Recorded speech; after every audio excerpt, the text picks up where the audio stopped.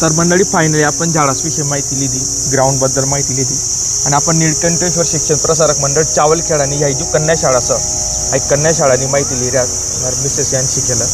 तर तिनं आपण विचारू की तुला कोणकोणता सर यान होतात सर्व्हिसना त्या टाईमनानी नावा सांगू जर शकीचं नाव आपण तू सांग.